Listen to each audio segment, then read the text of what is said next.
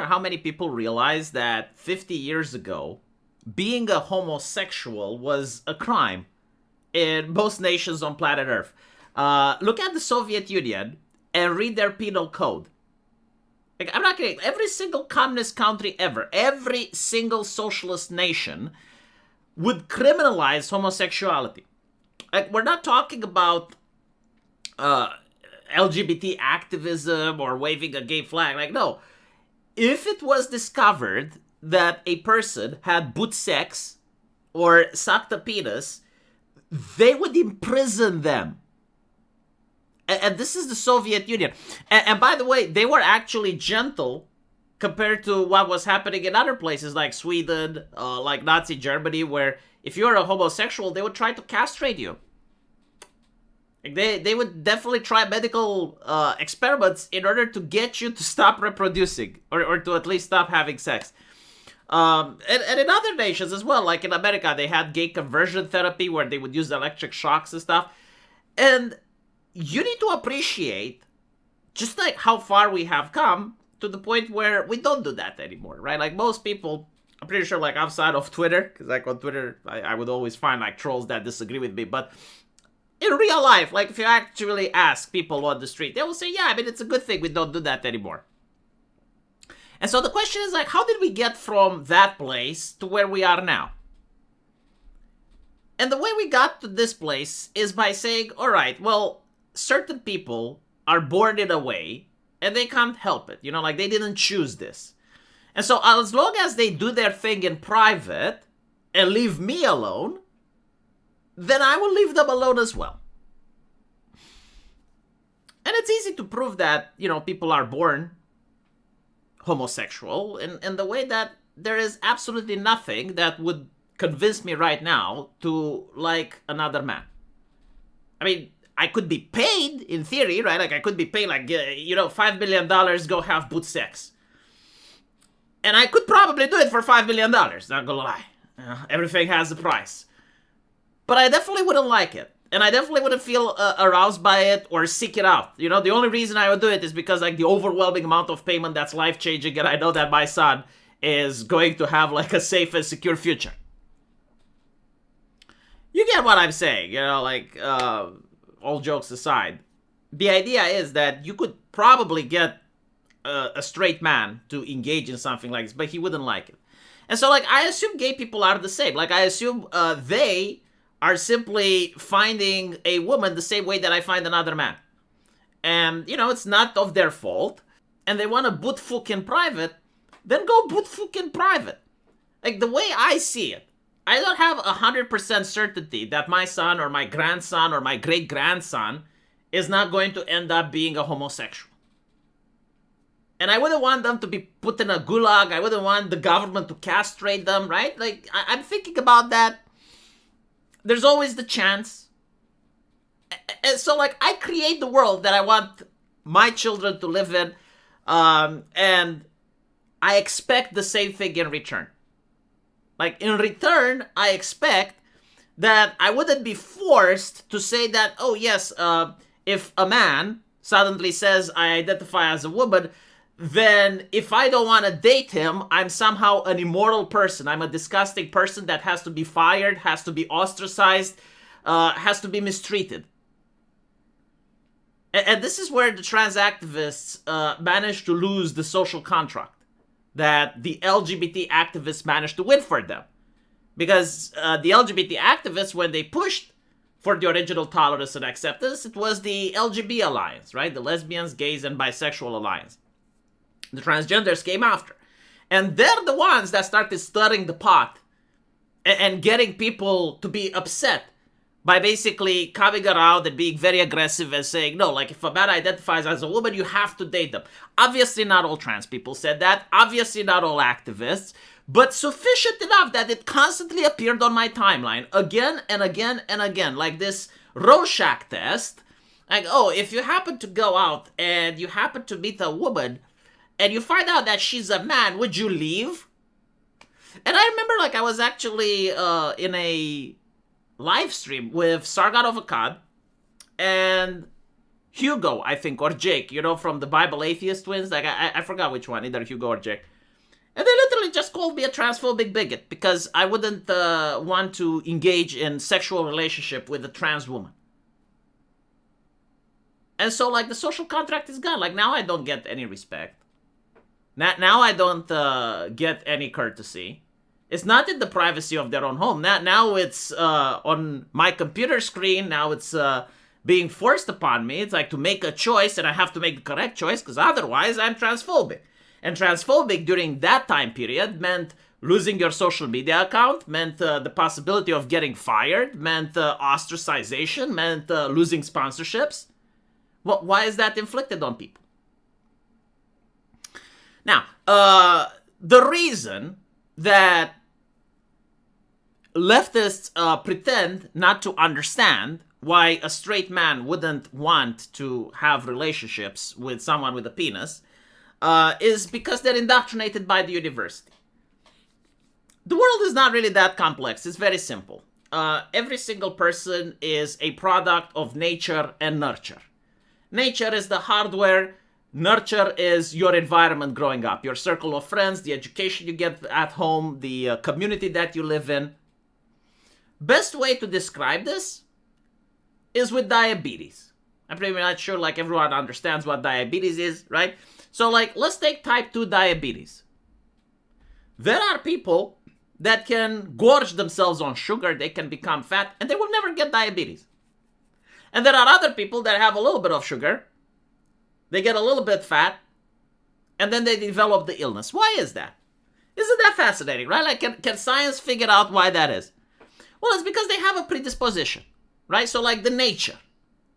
Like you are born with a predisposition, like your hardware is predisposed based on the genetics that your parents had, which are more likely to have diabetes. So if you have like a mother in your family, a father, a grandfather, or someone that had diabetes type 2, you're at risk, right? But just because you are born that way and you're at risk, it doesn't necessarily mean that you're going to get it. What it means is now you need to take into account the nurture part. So if you work out, if you're maintaining yourself in shape, if you avoid gorging yourself on sugar, even though you have the predisposition, even though like the nature is there, by taking control of your nurture, you can reduce or abolish the chance of getting diabetes. And the vice versa is true. Like if your nature is so that you're not predisposed to the condition, then you can have like whatever nurture you want. You may not get the illness, right? Leftists don't believe in nature and nurture. Leftists believe only in nurture, 100%. So they basically believe that straight people are straight because society tells them to be straight.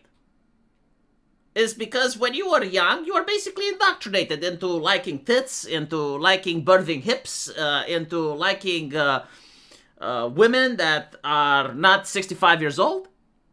That's what they believe, right? Like they believe society teaches. And so through education, through academia, you can turn a straight person gay.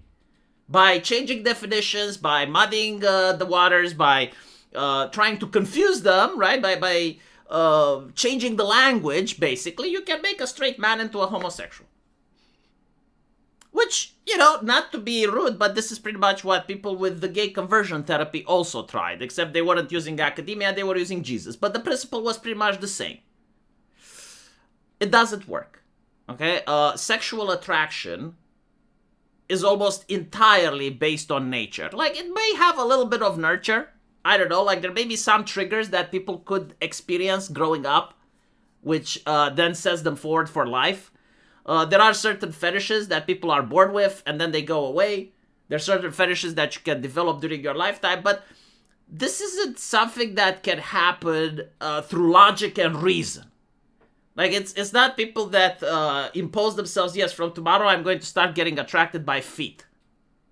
Or from tomorrow I'm going to become a chubby chaser. And it happens. There are people that are grown and they are chubby chasers. They like fat women. They can't explain why. There may be, like, at certain point in their life, a trigger that got them aroused by fat women. And at some point, maybe that trigger goes away and they start liking it and they wonder what the fuck was wrong with me. But no one can explain it, right? Like, it's something that happens at an emotional level. And so when a straight person sees a person that's transgender, they're not going to be attracted by it. Why? Penis doesn't grow. It's not rocket science, right? Now, they can pretend and they can say, oh, yes, well, this is something that I would do in order to get brownie points with their friends and to act like they're a beacon of morality around other leftists. But the reality is, like, a straight person is not attracted to people of the same sex. It's not about gender. And it's not rocket science, right? Like, straight people are usually attracted to femininity and hyperfemininity. And so when a straight person hears that the woman in front of them is actually trans, what they're thinking about is, number one, penis. And before they can even think about anything else, it's like this instinct, this desire to, like, not want to be touched or to touch that person. It doesn't mean that they can't be friends. This doesn't mean, like, they need to get hostile. This doesn't mean that they wouldn't deploy that person. It simply means, like, they're not dating material. I don't even know, like, why this has to be explained. Like I thought, like, every single human being gets this at a somewhat subconscious level. And to, like, try and create a society where people are supposed to feel ashamed that their sexual attraction is basically happening is a very cruel and unusual society. And this is literally why society as a whole has admitted to gay rights. It's like, we don't want people to live in such a cruel place where their sexuality is something that will oppress them, right? And so why is it that straight people don't get now the same considerations that they gave to others? Why is it that the oppressed have to become the oppressor? And this is, like, literally why people started pushing against LGBT. Stuff like this. It's like, just leave people the fuck alone, you know? Like, bouncing on someone's cock is a privilege, not a right. You're not being discriminated because, like, someone doesn't want you to be their girlfriend or their boyfriend. Like, this is insane. Now, of course, you know, if you want to make the argument, well, actually, it is discrimination, then it's a discrimination that actually should happen. It's one of the few cases where I would say, no, like, in this situation, discrimination is actually mandatory to have a society where people aren't subjected to terror.